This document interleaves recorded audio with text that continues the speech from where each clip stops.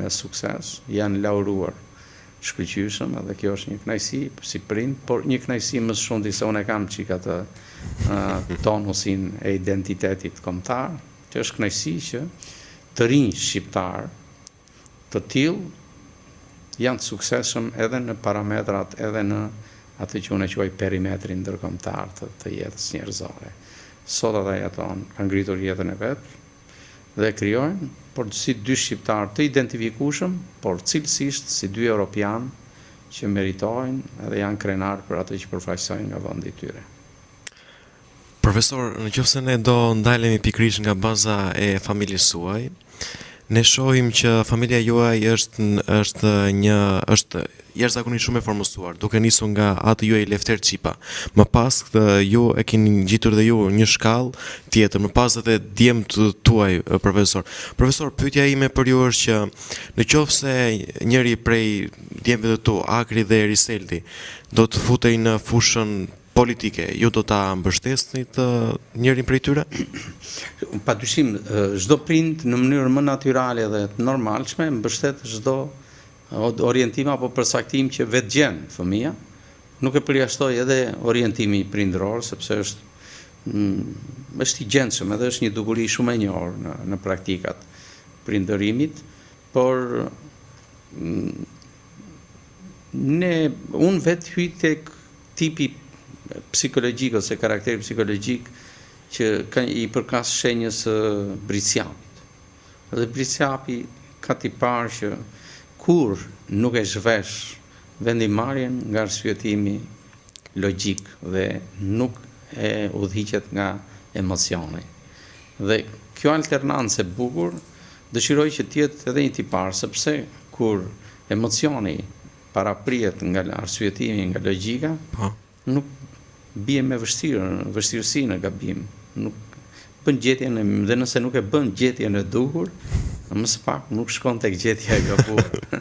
Profesor, jemi të dy në një shenjë horoskop, se edhe unë Briciapi jam. Profesor, gjatë gjithë rrugëtimit tuaj në jetë, ju gjithashtu keni pasur edhe disa lëvizje nëpër gazeta, televizione, por profesor, dalim pak tek shenja e Briciapit. Ju profesor, kur ju nuk keni qenë, do ta quaja, i bindur tek ky rrugëtim që keni nisur, ju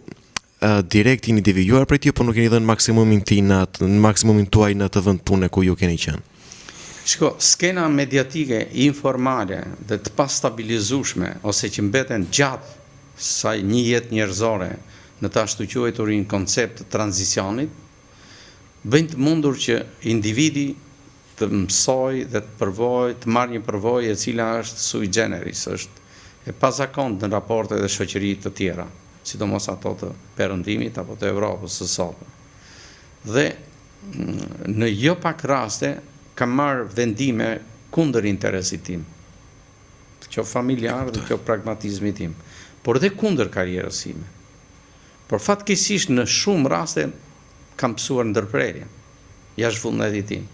për arsyet poseduesve të medias, për arsyet administratorëve të medias, për arsyet konjunkturave, për arsyet pëshpërimave, për arsyet të thashethemnajave që gëlojnë nëpërmjet diset tona mediatike, për arsyet të keq informimit dhe të sulmeve keq informuese, për arsye të mospërkimit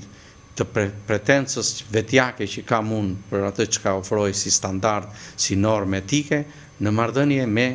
modulet e tjera, e shumë arsye të tjera. Unë e them ndoshta me një gjuhë më të rafinuar, por nuk dua ta banalizoj, sepse të them të drejtën, një nga përgjegjësitë më të përhershme që ja mbajnë në fuqi vetes në marrëdhënie me komunikimin publik dhe ligjërimin, është pikërisht të jem i selektuar në fjalë, të kem një ligjërim i cili të mos çedoj etikisht, mos krijoj fraktura etike,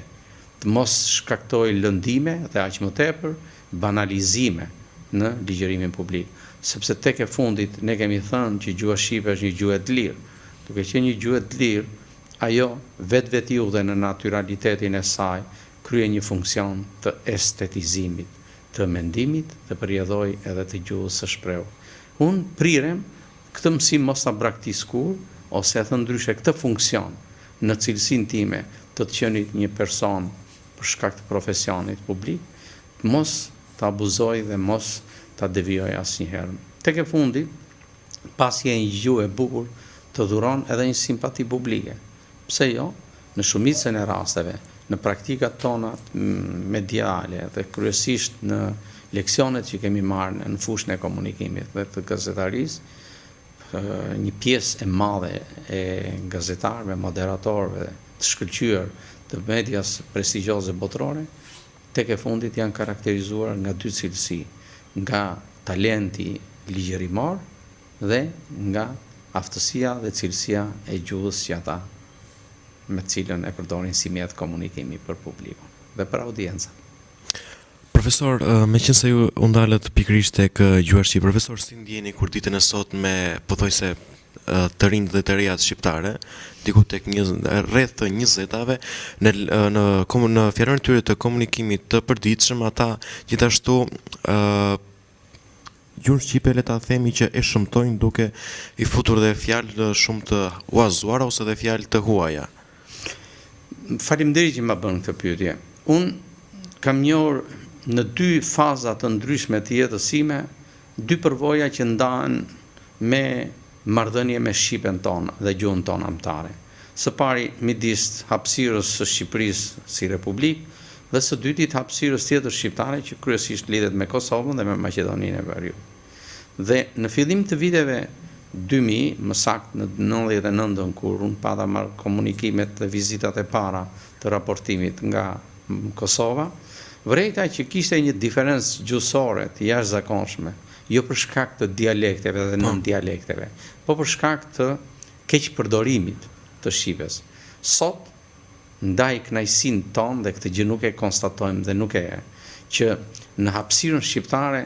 ka një proces të jashtëzakonshëm pozitivist të rregullimit të gjuhës dhe natyrisht edhe të pasurimit, po në mënyrën e formës së të shprehurit, kryesisht në vlerat morfologjike, në leksik, në normat sintaksore e tjerë, ka një përmirësim të pakrahasueshëm me atë të viteve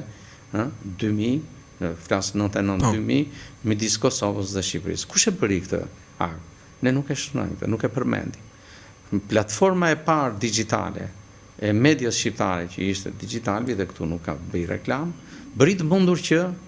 të rriteshin operatorët dhe të shtriheshin le të themi shpërndarja e gjuhës dhe proceset dhe vlerat e moderatorëve radio televiziv të kësaj periudhe bën të mundur që të edukohej një gjenerat të re adhuruese të gjuhës shqipe dhe madje me talent dhe shprehje të fuqishme në ligjërimin dhe përdorimin e saj. Por sot kemi një sfidë tjetër që na vjen nga online dhe format e tij. Do të duhej që të gjithë operatorët dhe kontributorët e kujdesit gjuhësor të bënin një network të përbashkët. Ju e mbani mend fort mirë që para 10 vitesh motorët e kërkimit, kryesisht të Google-it, sa atëherë nuk kishin ardhur ende në funksion, ishin të pamjaftueshëm dhe madje keq përdorues të gjuhës shqipe. Me futjen e motorëve të rinj dhe teknologjive të inteligjencës artificiale, ka perfeksione gjuhësore dhe ka rregullime të janë që meritojnë lëvdime. Ndoshta mund të rritet ky perfeksion i networkeve që kontribuojnë për ta unifikuar dhe për ta përdorur gjuhën shqipe në versionin online edhe në versionin virtual në përgjithësi në një cilësi të meritueshme, sepse sot janë të gjitha mundësitë. Dhe nuk duhet të kemi drojtje, sikundër ne duhet të inkurajojmë fal edhe këtyre teknologjive të komunikimit, përdorimin dhe vënien në riaktivizim të pasurive nën dialektore të shqipes, qoftë në toskërishte, qoftë edhe në gegnishte, për të mos na humbur ajo pasuri aq unike që na kanë lënë autoritete të gjuhës dhe të letërsisë sonë, sikundër është Gjerfishta, Lazgush Paradeci, Ali Aslani, e shumë të tjerë. Profesor, gjithashtu në këto momente më erdhën disa vargje nga Andre Mjede që thotë që Gege Tosk, Marsia Dhia, janë një kombje ma zduron, funde ma një Shqipnia dhe një gjuhë të gjithë na bashkon. Profesor, gjithashtu